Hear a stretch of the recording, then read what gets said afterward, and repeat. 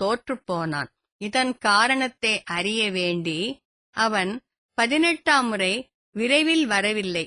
கப்பல் வணிகனாகவே வேடமிட்டு வந்து, எனது கப்பல் உலகம் முழுவதும் சுற்றுகிறது, அது திரும்பி வரும் வரை இங்கேயே தங்கி உங்கள் பட்டாடைகளை நான் வாங்கிக் கொள்கிறேன் என்று கூறிவிட்டான். 3-4 மாதங்கள் சௌராஷ்டிர தேசத்தில் தங்கி சோமநாத் ஆலயத்தைப் பற்றிய ரகசியம் அனைத்தையும் நன்கு தெரிந்து கொண்டான். தலைமை பூஜாரி மட்டும் உள்ளே போவார் என்றும், மாதம் ஒருமுறை ஒவ்வொரு குடும்பமும் மாறி மாறி பூஜை செய்யும் என்றும், குடும்பத்தின் தலைவர் தாத்தாவோ அப்பாவோ கோயில் பூஜாரி ஆவார் என்றும், அவரிடம்தான் இந்த கவசம் ஒன்று இருக்கும் என்றும், அதாவது காந்த சக்தி தாக்காத வண்ணம் கவசம் அணிந்துதான் உள்ளே போக முடியும் என்றும் தெரிந்து கொண்டான். இப்போது கஜனுக்கு ஒரு உண்மை புலப்பட்டது.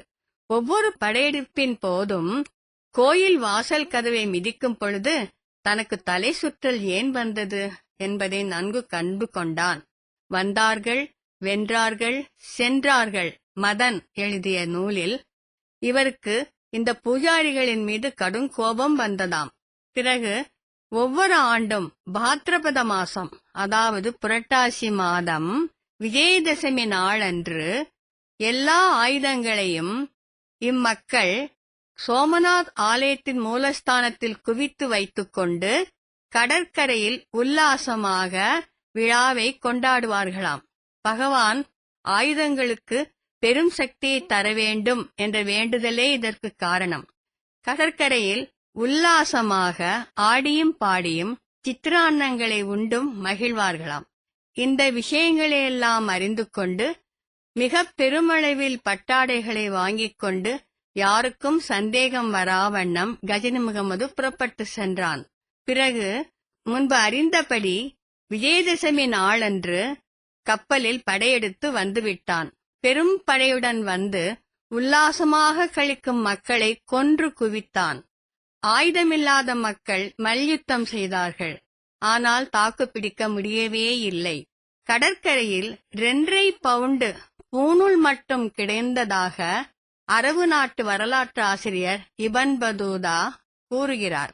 இதிலிருந்து பெருவாரியாக வாழ்ந்த இந்து மக்கள் அழிந்தது எவ்வளவு ஜனத்தொகை குறைந்திருக்கும் என்பதையெல்லாம் நாம் அறிந்து கொள்ள முடிகிறது.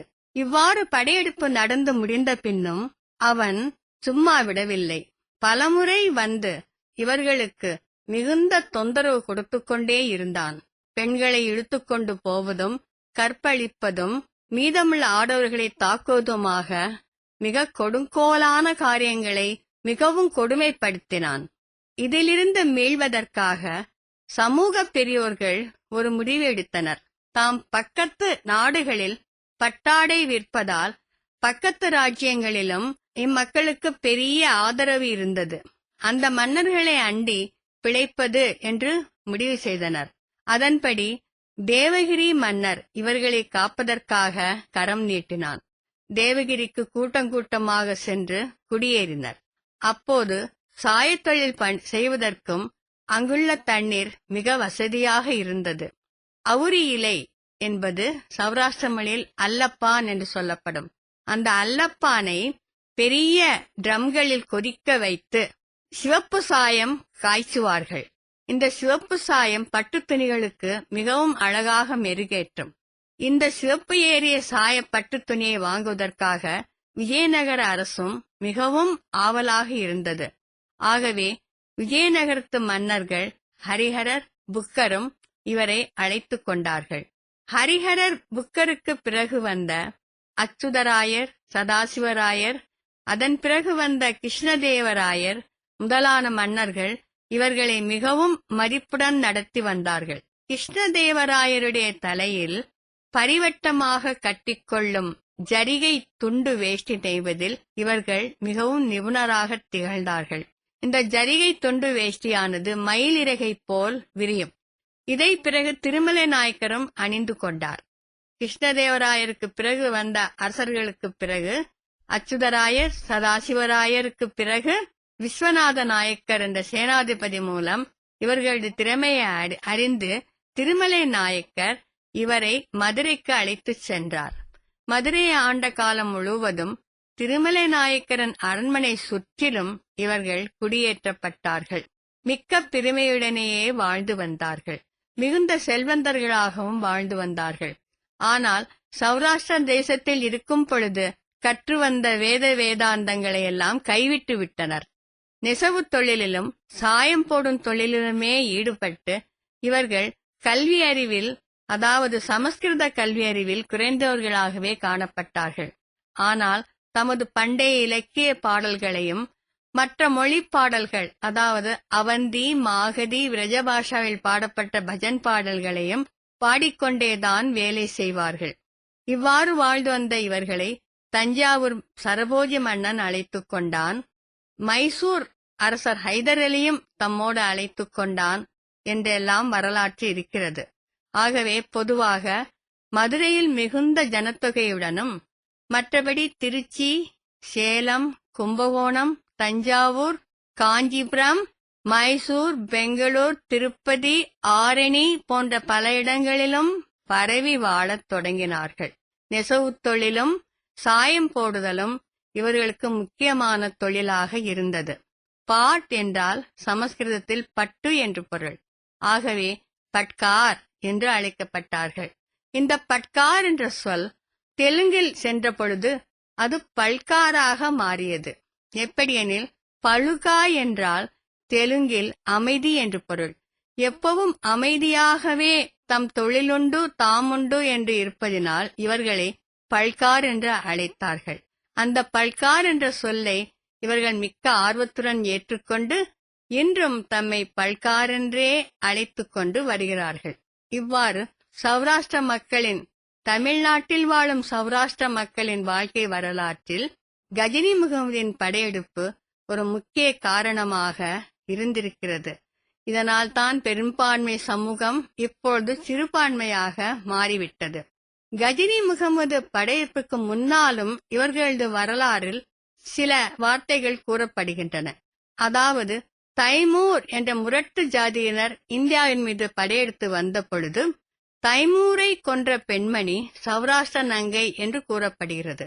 அவள் தனது உடல் முழுவதும் விஷம் மூலிகையை தடவிக்கொண்டு தைமூருடன் காதல் உறவாடி அவளை கொன்றாள் என்று வரலாற்று உள்ளது. ஹர்ஷர் காதம்பரி என்ற சௌராஷ்டிர குடியரசு இளவரசியை மணந்தான் என்று வரலாறு உள்ளது.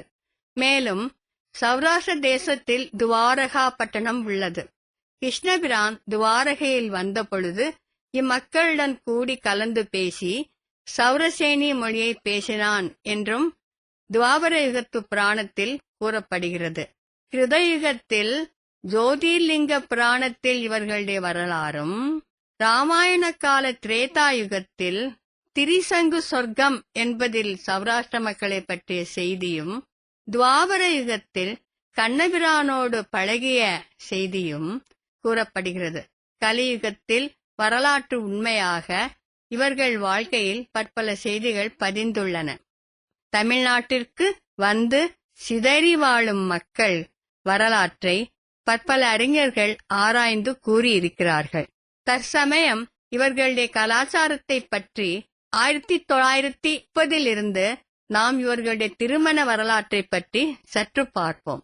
அந்த காலத்தில் 4 நாட்கள் திருமணம்தான் செய்வது வழக்கம்.